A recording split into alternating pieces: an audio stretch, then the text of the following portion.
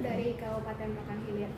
Ketemu lagi dalam tugas aksi nyata 2.3 yaitu supervisi coaching pada supervisi akademik bersama rekan saya Ibu Safatul Maimanah sebagai guru IPAS di kelas 10. Biasa disapa dengan Bu Sofa. Apa kabar Bu Sofa? Alhamdulillah sehat itu. Alhamdulillah kalau begitu. Jadi Bu Sofa, jadwal supervisi sekolah kita sudah keluar dan Bu Sofa mendapatkan jadwal. Kapan Bu nih jadwalnya di sekolah? Minggu depan ya? Ya Bu. Ya, minggu depan. Jadi dalam tahapan supervisi akademik ini kita ada 3 tahapan ya Bu. Yang pertama ada pra supervisi, kemudian nanti ada supervisi, dan nanti setelah supervisi di pembelajaran akan ada pelaksanaan yang namanya pasca supervisi akademik. Nah, supervisi ini tujuannya sebenarnya untuk membantu Bu Sofa sendiri mengembangkan area kompetensi Ibu dalam pembelajaran di kelas. Nah, jadi di sini nanti saya hanya akan membantu Ibu mengamati apakah yang ingin Ibu kembangkan itu dapat terlaksana atau tidak. Dan nanti setelah supervisi kita bisa bertemu kembali untuk memberikan kembali dan berefleksi. Oke. Baik. Nah, Ibu nanti ini ngajar pada mata pelajaran IPAS ya Bu ya, dengan materi Pencemaran lingkungan. Apa tujuan pelajaran yang Ibu tetapkan? Tujuan pembelajarannya yang saya tetapkan itu yang pertama siswa harus mampu menganalisa penyebab masalah yang terjadi pada pencemaran lingkungan dari masalah yang ditemukannya. Kemudian siswa harus mampu memecahkan masalah, mencari solusi tentang pencemaran lingkungan yang ditemukan. Kemudian siswa juga mampu mengkomunikasikan atau mempresentasikannya hasil diskusi kelompoknya di depan kelas. Itu sih Bu. Jadi ada 3 tujuan yang ingin Ibu dapatkan ya. Jadi anak tahu penyebab pencemaran itu, kemudian anak tahu cara memecahkannya, kemudian juga anak tahu cara Mengkomunikasikannya. Baik. Nah, dari tujuan pembelajaran tersebut, apa sebenarnya yang ingin Ibu capai untuk diri Ibu dan untuk siswa? Yang ingin saya capai untuk diri saya terlebih dahulu itu saya ingin yang siswa itu dari saya, dari saya itu gimana sepertinya Bu? Ya, Ibu pengennya paham ini pakai strategi apa? Oh, problem based learning. Problem based learning dengan metode Pembelajaran berdiferensiasi. metode ya, dengan metode itu dan strategi itu Ibu ingin mengembangkan apa di diri Ibu? Ibu ingin kompeten dalam hal apa dengan mengembangkan? Saya ingin kompeten, saya memahami lebih dalam tentang model pembelajaran problem based learning itu salah satunya. Kemudian saya ingin mengetahui tentang saya ingin bisa menerapkan pembelajaran berdiferensiasi ini terhadap materi seperti apa, kapan harus dilakukan, menggunakan kelompok pembelajaran diferensiasi salah satunya. Kemudian saya juga ingin dalam pembelajaran ini saya mengetahui kemampuan saya dalam bidang TIK begitu. Saya mengkombinasikan dengan TIK dalam pembelajaran ini. Jadi saya juga sekaligus menganalisa nih dalam pembelajaran yang saya lakukan ini kira-kira kedepannya saya bisa gunakan TIK apa lagi, misalnya kayak itu aplikasi apa yang bisa saya masukkan kembali, apakah kan tidak hanya melulu menggunakan Infocus, tidak hanya melulu menggunakan Google Form, untuk kedepannya saya bisa menggunakan apa lagi nih, seperti itu sih intinya gitu. Kalau untuk siswanya? Kalau untuk siswanya saya itu menginginkan kalau menggunakan model pembelajaran based learning ini saya benar-benar ingin siswa saya itu berpikir kritis betul-betul, karena setelah saya perhatikan nih anak-anak itu kalau dalam belajar itu mereka kurang mampu untuk menyampaikan lebih luas. Mereka ini mungkin salah satu faktornya karena mereka generasi Z juga yang tidak suka mengkomunikasikan secara panjang lebar. Jadi mereka dalam menjelaskan itu kurang.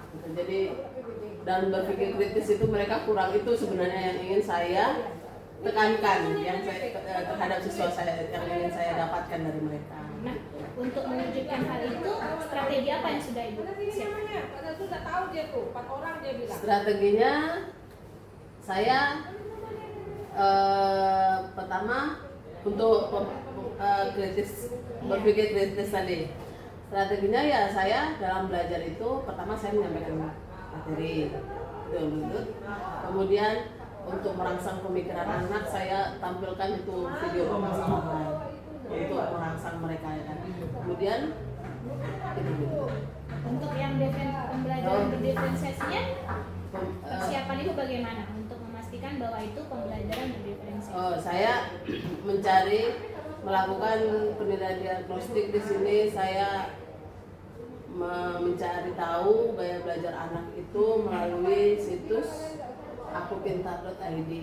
Jadi dari situ saya mengetahui nih anak ini gaya belajarnya apa, anak ini gaya belajarnya apa. Jadi yang akan Ibu lihat diferensiasinya apa? MK, proseskah, atau konten betul. Yang konten, jadi dari konten dulu ya. Baik, nah kemudian teknik penilaian yang akan Ibu gunakan. Oke, saya dalam pembelajaran ini saya menggunakan teknik penilaian afektif, psikomotor dan kognitif LKPD ya. Kalau pertama kognitif saya mengetahui apa dari jawaban siswa dari yang LKPD yang dia kerjakan. Kemudian kalau dari afektif saya menilai sikap mereka ketika mereka berdiskusi, ketika mereka menyampaikan cara mereka dengan sesama teman gitu, menyampaikan pendapat dalam diskusinya, itu saya nilai. Kemudian yang terakhir psikomotor, mungkin lebih ke psikomotor presentasi kan sih? Kerjasama presentasi. Dari penilaian. Nah ini sasaran kelasnya kelas berapa nanti? Kelas 10 betul. Karena materi IPAS di kelas 10. Nah, berarti ini hari apa Bu? Tanggal berapa nih kira-kira nih harinya nanti? Harinya itu hari Senin atau Selasa, Senin. Tapi tanggalnya ya rencananya depan ya Bu Tutu, cuman kan kita nggak tahu juga. Oke, baik. Nah, ini dalam menyusun perangkat dan LKPD dan kemudian nanti pakai proyektor ya Bu ya, karena Ibu berbasis itu ada yang membantu kah rekan-rekan? Siapa yang saya berdiskusi lah Bu, kadang dengan teman gitu kan, ya, untuk pembelajaran benar nggak nih pembelajaran yang saya lakukan. Berarti untuk persiapan sebelumnya begitu ya. Oke, baik. Jadi, nah dari diskusi kita ini Ibu Sofa harapannya ke saya sebagai observer itu nanti bagaimana? Harapan saya ke Ibu dapat memberikan masukan kepada saya terkait apa yang sudah Ibu amati dalam proses saya mengajar. Saya ingin masukan dari Ibu tentang bagaimana saya kekurangannya di mana, kemudian apa yang harus saya tingkatkan seperti itu. Kemudian saya ingin memberi masukan gimana yang bagusnya. Gitu. Baik ya Bu ya. Jadi keinginan Ibu ini, area pengembangan yang Ibu rencanakan ini akan saya catat dan ini akan saya amati ketika di kelas. Apakah benar bahwa Ibu ingin melaksanakan pembelajaran berdiferensiasi dengan berbasis STIK kemudian menggunakan problem based learning itu akan terlaksana dengan baik atau belum ya? Nanti bagaimana pelaksanaannya dan apa yang terjadi kita bahas lagi pada percakapan pasca observasi ya. Terima kasih Bu Sofa atas waktunya. Sampai jumpa di supervisi minggu depan ya Ibu ya. Terima kasih Bu Tutu. Belajar, bergerak, bermakna.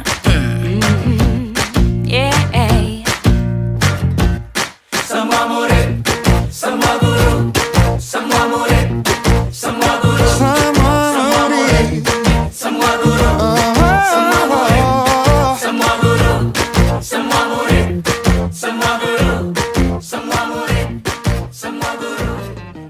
Meski berbeda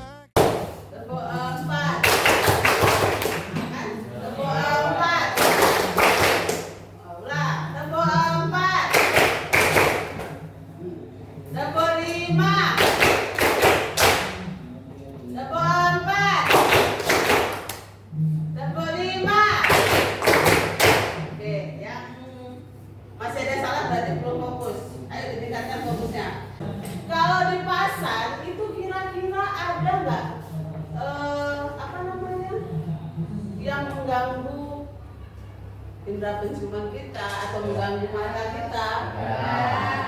Bisa nggak itu disebut pencemaran? Ada nggak penyebabnya? Kira-kira apa saja tuh penyebabnya itu? Bau busuk, ya? Iya, maksudnya penyebabnya apa? Buah-buah yang busuk ya.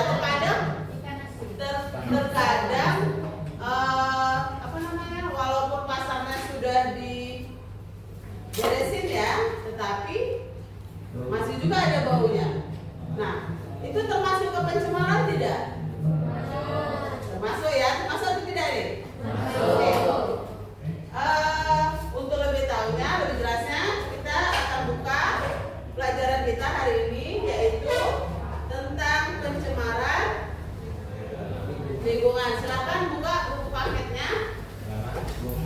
Halaman berapa? 20. Ya, halaman 20. Pelajaran ya sih. Fokus ke ini, ke fokus. Nah, pencemaran lingkungan. Apa itu pencemaran lingkungan? Perubahan yang terjadi pada lingkungan diakibatkan oleh masuknya zat atau komponen lain yang melebihi ambang batas toleransi ekosistem akibat tindakan manusia atau proses alam. Oke, intinya bahwa kalau yang namanya pencemaran lingkungan ini dia diakibatkan adanya kerusakan di ekosistem diakibatkan oleh tingkah laku manusia. Contohnya, misalnya di sini contohnya adalah pencemaran air. Ya. Nah, pencemaran air adalah suatu keadaan di suatu tempat yang rusak akibat ulah manusia. Nah, menurut PP Peraturan Pemerintah Nomor 20 Tahun 90, pencemaran air adalah masuknya atau dimasukkannya makhluk hidup, zat, energi atau komponen lain ke dalam air oleh kegiatan manusia sehingga kualitas air menjadi turun. Kalau kualitas air turun, maka di dalam air itu ada makhluk hidup nggak sih? Satu, makhluk hidupnya akan mati. Yang kedua, air tidak dapat digunakan untuk mandi, untuk gosok gigi, untuk masak, itu tidak bisa. Nah, kalau sudah air tidak bisa digunakan, berarti itu sudah namanya pencemaran. Paham sampai sini? Oke. Selanjutnya adalah contohnya pencemaran udara. Polusi udara adalah kontaminasi lingkungan dalam dan luar ruangan oleh agen kimia, fisik, dan biologis yang mengubah karakteristik udara tersebut sampai kepada karakteristik alami atmosfer. Nah, polusi udara disebabkan oleh proses pembakaran. Proses pembakaran ini tidak cuma kalau yang luas menyebabkan pencemaran udara itu adalah kebakaran hutan. Dia cakupannya lebih luas. Kalau membakar sampah di belakang rumah bisa dikatakan pencemaran? Tidak ya, tidak bisa karena dia masih bisa lah ditoleransi oleh lingkungan. Kemudian kebakaran rumah, kebakaran hutan ini yang sering di Riau ini penyakitnya adalah kebakaran hutan kalau musim kemarau, ya, musim panas. Makanya kalau kamu ya bagi yang rokok nih, kalau musim panas jangan asal membuang puntung rokok.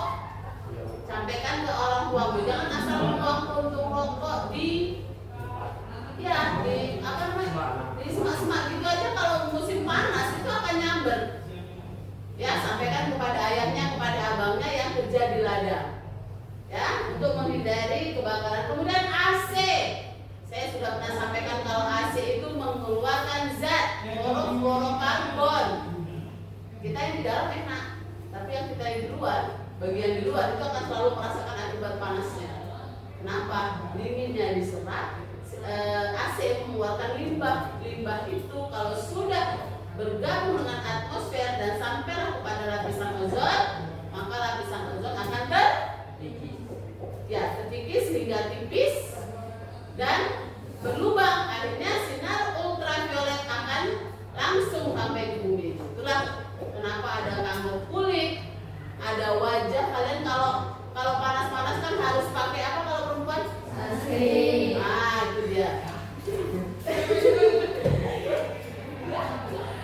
pakai sunscreen ya untuk melindungi sinar UV itu. Saya ada loh perbedaannya. Nah, mungkin laki-laki dan perempuan ya. Kalau saya perbedaannya saat saya pakai pelembab dengan tidak pakai pelembab itu beda sekali panas rasa di wajah. Makanya kalau artis-artis itu juga pakai sunscreen. Kalian ke sekolah nggak apa-apa pakai sunscreen? Nggak apa-apa, itu kan untuk melindungi kulit. Jangan dikatakan bencong sama segala macam ya. Tapi khusus yang laki-laki, bedak laki-laki, jangan bedak yang perempuan, nanti nggak nyambung sama jenis kulitnya. Ya, biar nggak kinclong sedikit glowingnya kan ya. Beli sabun ada malu begini kawan. Oke, nah itu kemudian aktivitas alami. Aktivitas alami itu diakibatkan oleh bencana alam, misalnya tsunami. Ya, tsunami itu kan menyebabkan kerusakan. Kemudian vulkanik, gunung meletus, itu kan menyebabkan asap yang dikeluarkan itu dapat mencemari daerah sekitarnya. Itu daerah sekitarnya itu yang tertutup asap itu mati langsung karena saking panasnya dan saking asapnya. Sehingga tumbuhan di sekitar, kemudian hewan itu mati langsung. Kamu mau coba? Mau coba kenal asap gunung apa? Asap gunung meletus. Oke, selanjutnya pencemaran tanah. Nah, pencemaran tanah adalah keadaan di mana bahan kimia buatan manusia masuk dan mengubah lingkungan tanah alami. Pencemaran ini biasanya terjadi karena kebocoran limbah cair atau bahan kimia industri, tempat penimbunan sampah. Pokoknya di mana ada sampah, di situlah terjadi pencemaran tanah. Kamu pernah nggak lewat ke ujung Tanjung? Tapi lewat jembatan itu di daerah Ranto Bais kalau nggak salah saya. Itu kalau lewat situ kan pernah nggak nyium bau? Oh ya. Bisa dikatakan pencemaran atau tidak?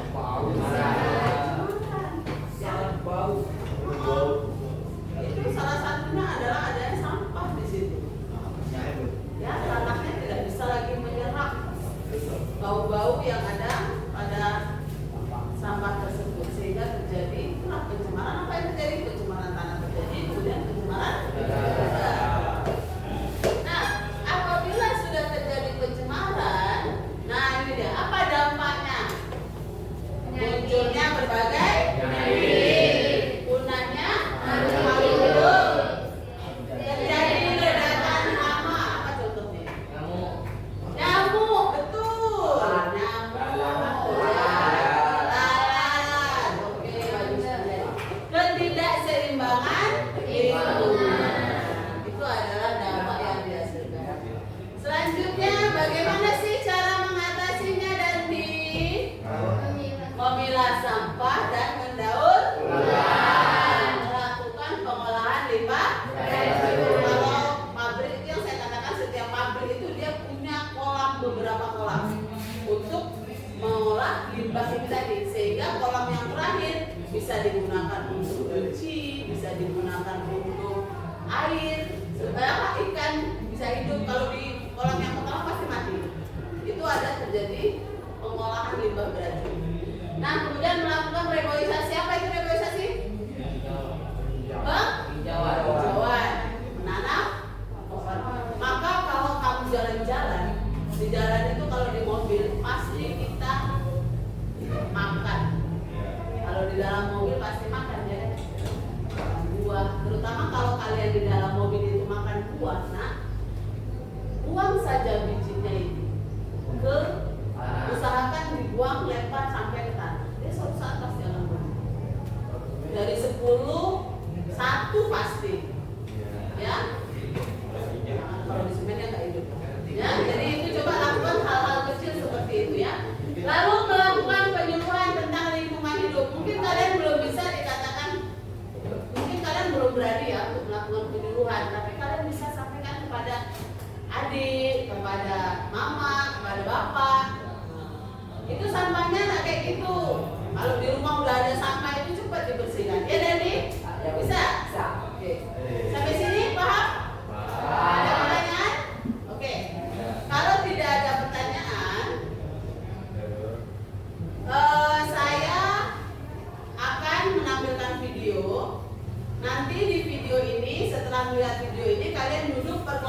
sudah dibagikan? Kalian tentukan, kalian mau menentukan masalah apa? Masalah pencemaran apa? Ya? Khusus untuk kinestetik nanti kamu mengamati lingkungan sekolah. Perkotaan dan polusi tanah yang disebabkan oleh limbah industri yang merusak zat nutrisi di tanah yang penting bagi tumbuhan.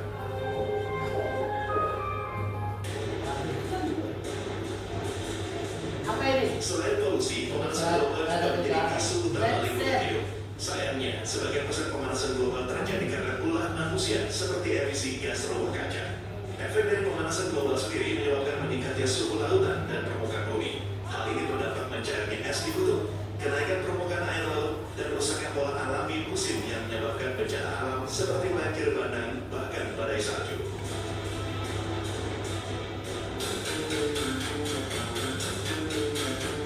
Masalah yang dianggap sepele seperti membuang sampah sembarangan, seperti limbah plastik dan limbah rumah tangga juga menjadi masalah besar untuk lingkungan hidup.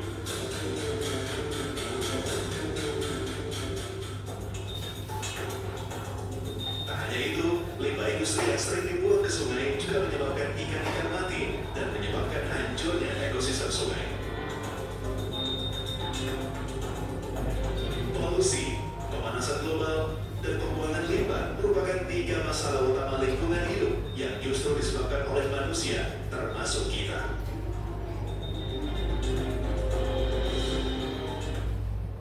Oke, itu adalah video pengantar tentang permasalahan yang ada di Indonesia, ya, permasalahan pencemaran.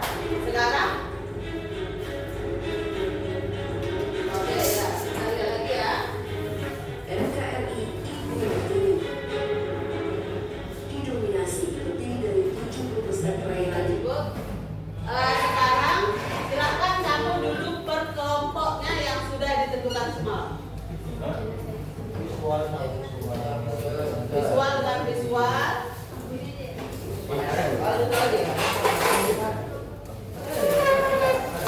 Nah, untuk yang audio dan visual dari permasalahan tadi, dari video permasalahan tadi, silakan kamu tentukan. Kamu mau membahas tentang pencemaran apa? Ya, ada pencemaran udara, pencemaran suara, pencemaran tanah, pencemaran air. Silakan di yang kedua kinestetik. Nah, yang kinestetik kamu silakan lakukan pengamatan di sekolah.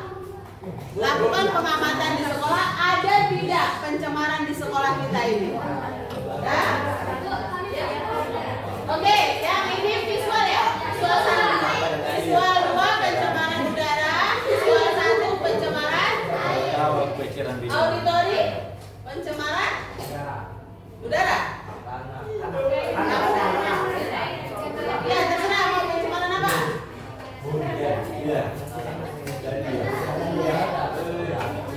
Udara, oke.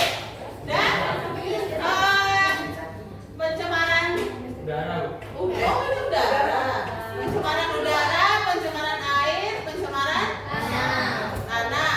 Yang di belakang silahkan kamu identifikasi di sekolah kita apakah ada pencemaran dan bagaimana jenisnya.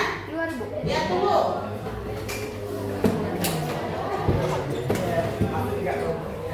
Video Ci. Itu lah, Ben. Ben, kabar, Ben. Lapan tinggi dulu.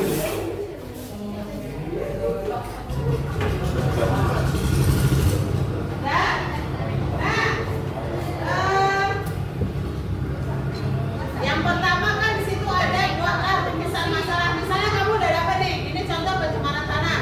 Nanti yang visual yang di dalam kelas silakan kamu cari video. Kamu cari video di YouTube yang berhubungan yang mau kamu bahas. Paham?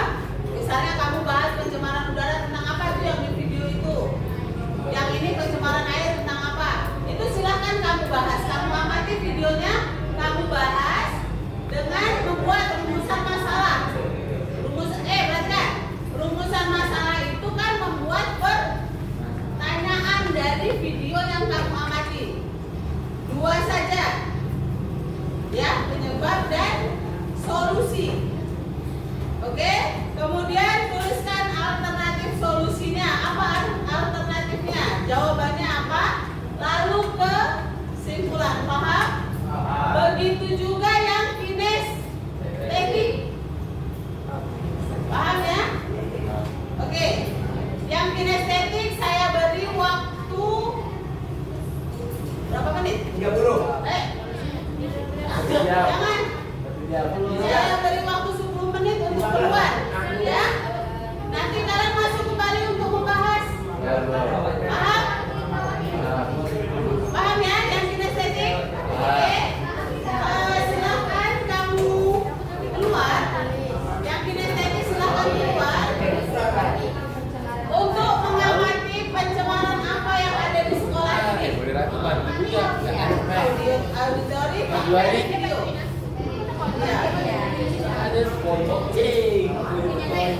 Iya, kalau auditori sama visual itu kalian kan mengubah suaranya, mereka bukan gambarnya, jadi hampir bersenjata, memang seperti itu. Nggak apa sini. Aku juga komentaran nanti orang kemarin komentar. Oke, silakan yang kinestetik saya beri waktu 10 menit. Nah, Awas. nanti kalian di sana hanya mengamati ya. Sudah mengamati, kemudian masuk lagi ke dalam kelas. Iya, kamu sini.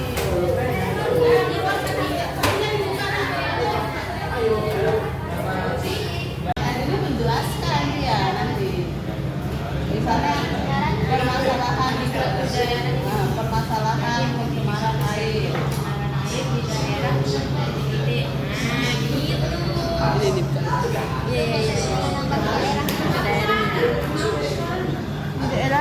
Di lingkungan enggak. Kelompok lain lagi coba.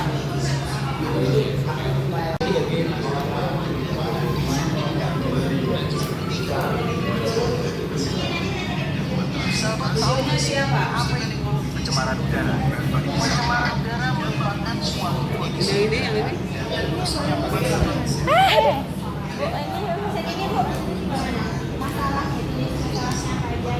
Ini rumusan masalah itu dari video itu kamu buat pertanyaan. Dan pertanyaan tentang permasalahan solusi apa yang menyebabkan pencemaran udara di mana?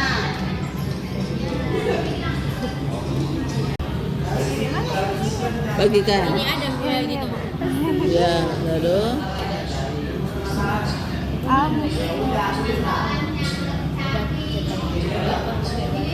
Oke,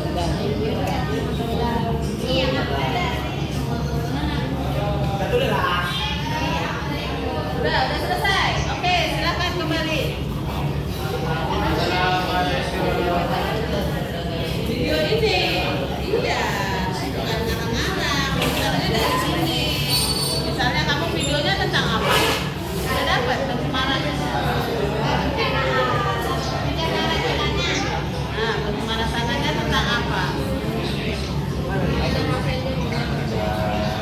Coba cari pencemaran tanah. Pencemaran tanah di mana?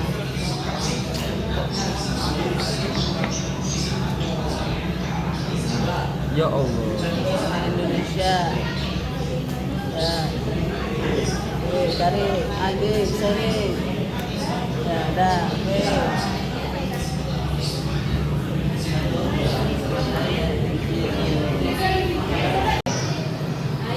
Ya, silakan cari alternatif dulu. Nggak apa-apa, berarti di lingkungan sekolah, lokasinya di mana? Di belakang parkir. Ya, oke.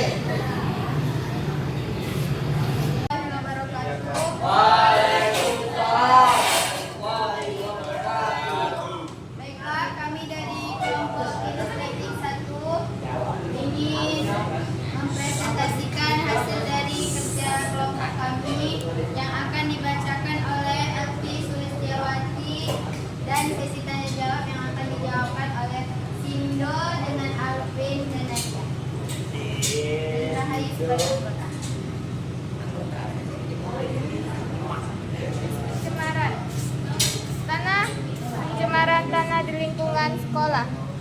Buatlah rumusan masalah dari permasalahan yang kamu peroleh. Apa yang menyebabkan tanah di lingkungan ini tercemar? Tuliskan alternatif solusi dari permasalahan yang kamu amati. Penyebabnya adalah membuang sampah sembarangan, tidak membakar sampah di area sekolah, dan penggunaan pestisida. 2.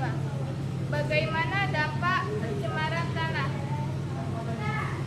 Dampak dari pencemaran tanah adalah rusaknya tanah, air tanah menjadi racun, hilangnya lahan subur, tanaman sulit tumbuh. Bagaimana solusi untuk mencegah pencemaran tanah? Para siswa bisa berkontribusi dengan mengurangi pemakaian plastik dan membuangnya dengan benar. Ku bisa belajar dari ilmumu. Oh, kamu bisa belajar dari yang ku tahu. Belajar, bergerak, bermakna. Assalamualaikum warahmatullahi wabarakatuh. Bertemu lagi dengan saya Dr. Handayani, calon guru penggerak angkatan 10 dari Kabupaten Pakabulir dalam modul coaching untuk supervisi akademik. Jadi ini adalah tahap ketiga dari supervisi akademik yang saya lakukan. Ini adalah percakapan pasca observasi, dan hari ini saya ditemani oleh Bapak VP saya, Bapak Agus Sumarno. Selamat datang Pak. Dan rekan saya Ibu Safatul Maimanah. Selamat pagi Ibu. Oke, apa kabarnya nih Bu Safa? Alhamdulillah sehat betul. Oke, seperti yang saya sampaikan kemarin, hari ini kita akan melakukan percakapan pasca observasi atau pasca supervisi yang sudah kita lakukan kemarin, pengamatan pembelajaran Ibu dalam kelas. Oke, Ibu. Nah, dari kegiatan pembelajaran yang sudah Ibu laksanakan kemarin, gimana nih perasaan Ibu setelah melaksanakan rencana yang sudah Ibu tetapkan kemarin? Ya tentunya saya alhamdulillah apa yang saya rencanakan berjalan dengan baik. Tapi tentunya ada perasaan-perasaan yang saya rasa ini mungkin ada yang belum maksimal seperti itu. Nah, kira-kira dari pembelajaran tersebut, bagaimana Ibu menilai diri Ibu sendiri? Dari pembelajaran yang saya lakukan itu, saya menilai diri saya, saya sudah bisa untuk menerapkan pembelajaran itu, pembelajaran yang tentunya membutuhkan seriusan sebenarnya yang betul itu.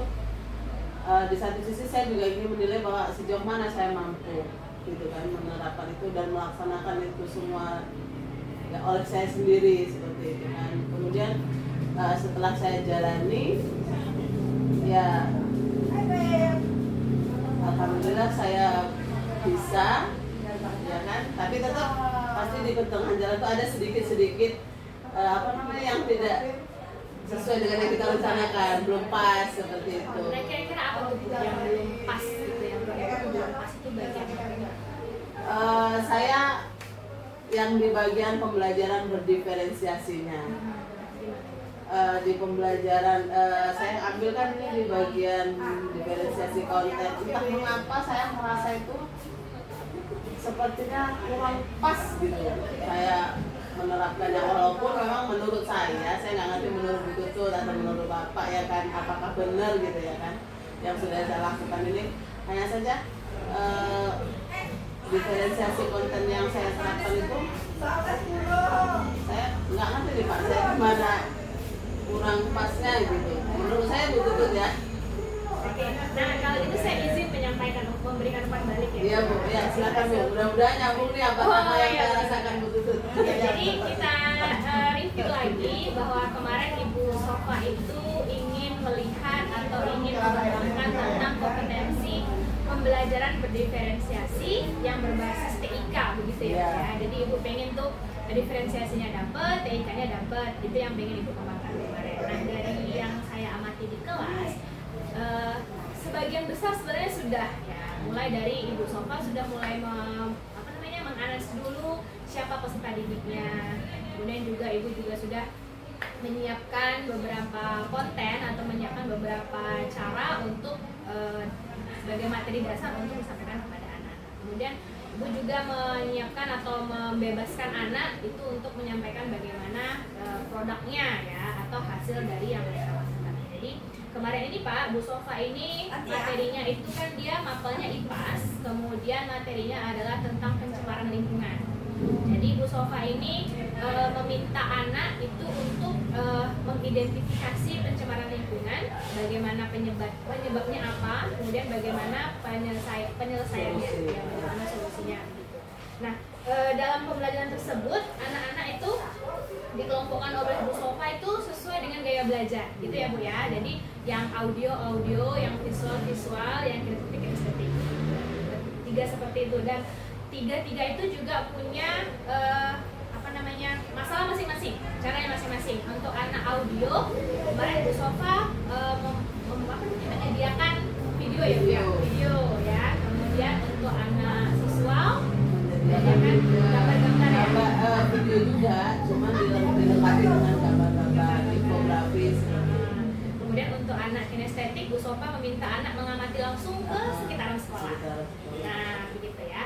Jadi itu sudah bagus ya Bu Sofa, menurut saya itu sudah benar ya. Sudah benar. Tapi saya tuh kayaknya kurang maksimal gitu. Iya. Tapi cuma kenanya di sini. Ketika anak-anak mempresentasikan hasilnya, terkendala dengan gaya belajar tadi Pak, karena kan sudah dikelompokkan Bu Sofa nih audio, visual, sehingga anak kinestetik ini, anak visual mungkin dia ketika menyampaikannya itu tidak lugas, tidak enak, gitu ya, tidak pas lah, karena mungkin bukan bakatnya atau apa gitu.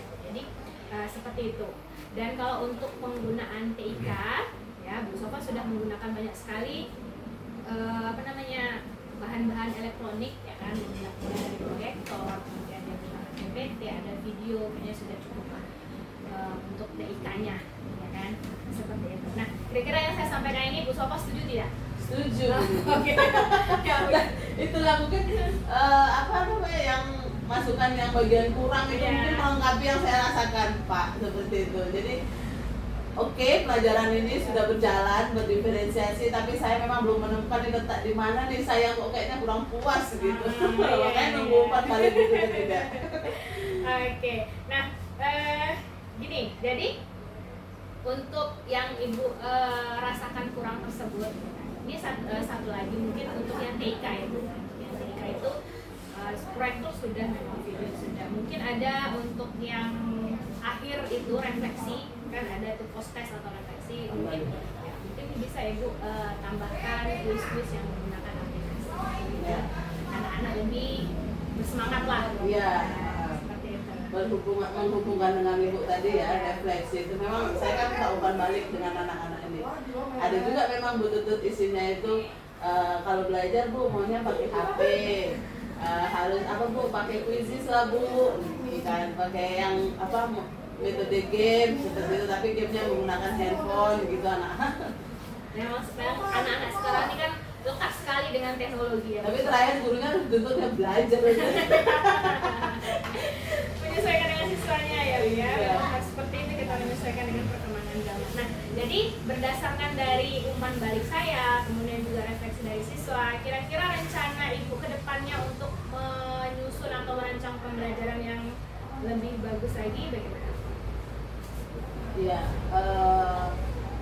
setiap apa yang sudah saya lakukan tanpa seperti pembelajaran ini itu saya selalu setelah belajar itu selalu saya refleksi ke diri saya tentang yang saya pelajari di kelas tadi benar atau tidak, gimana kedepannya kalau seperti itu. Tentunya dari masukan dari Bu Tutut ini saya ingin lebih mengembangkan cara belajar saya, dimana saya ingin itu seperti metode-metode terbaru sekarang. Kemudian saya juga pengen belajar tentang penggunaan wall itu ya Bu Tutut ya, wall. Kemudian ada sekarang kan dengan media-media elektronik itu yang menunjang sumber belajar, dan memang kita tidak memungkiri bahwa anak sekarang itu memang anak teknologi gitu.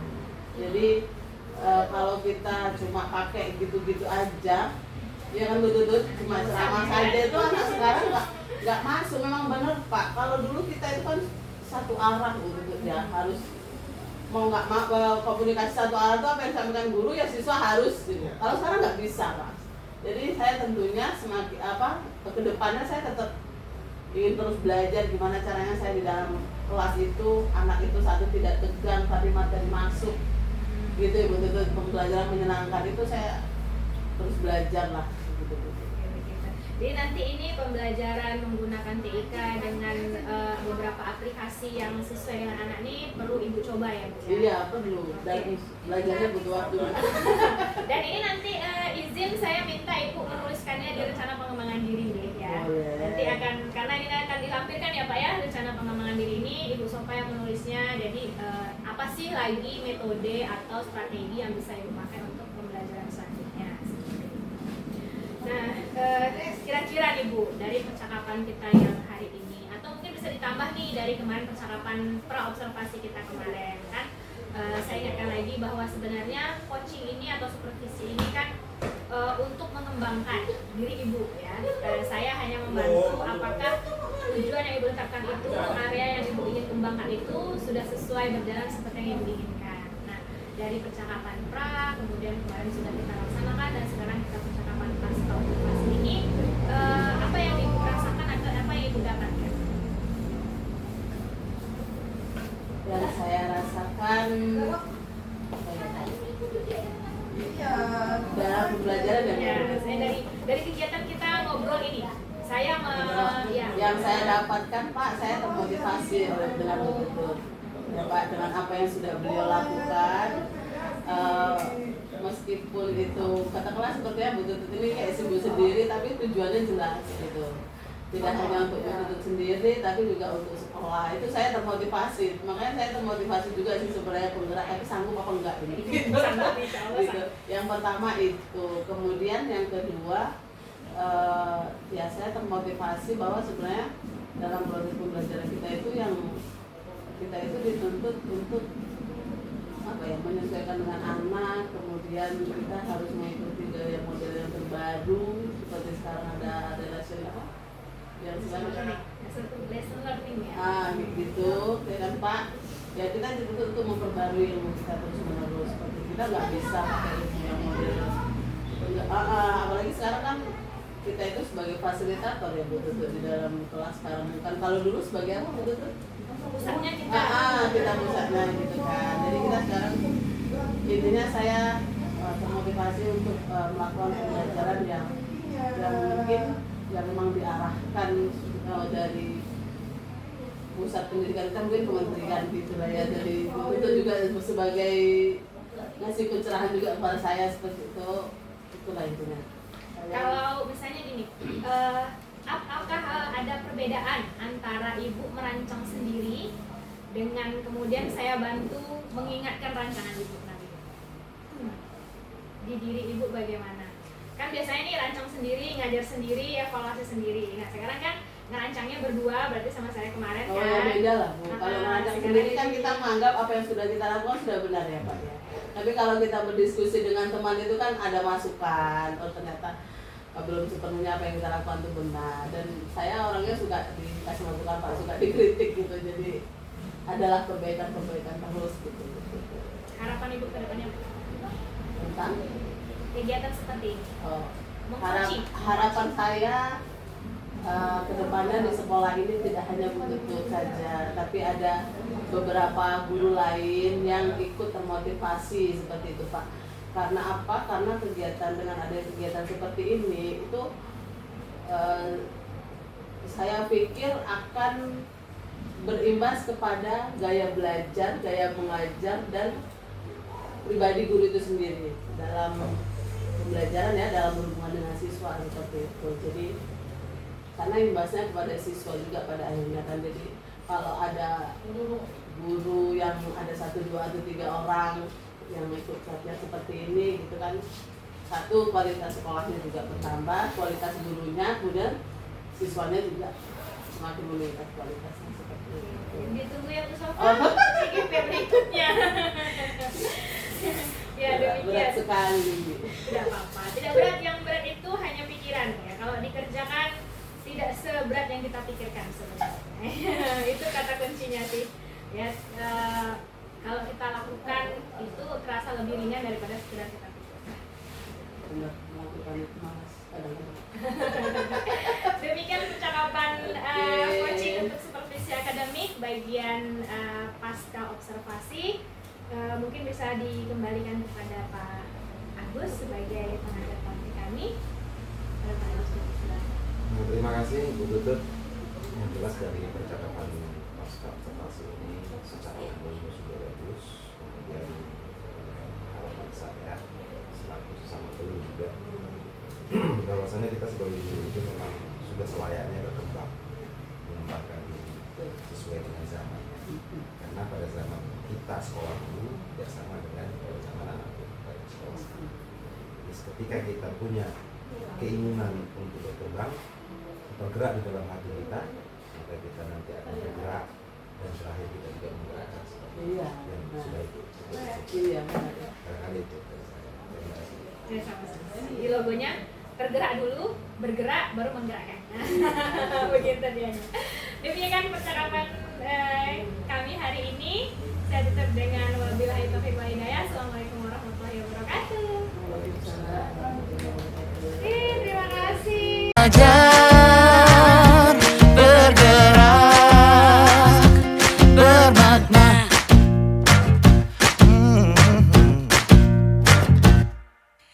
Aku bisa belajar dari ilmumu.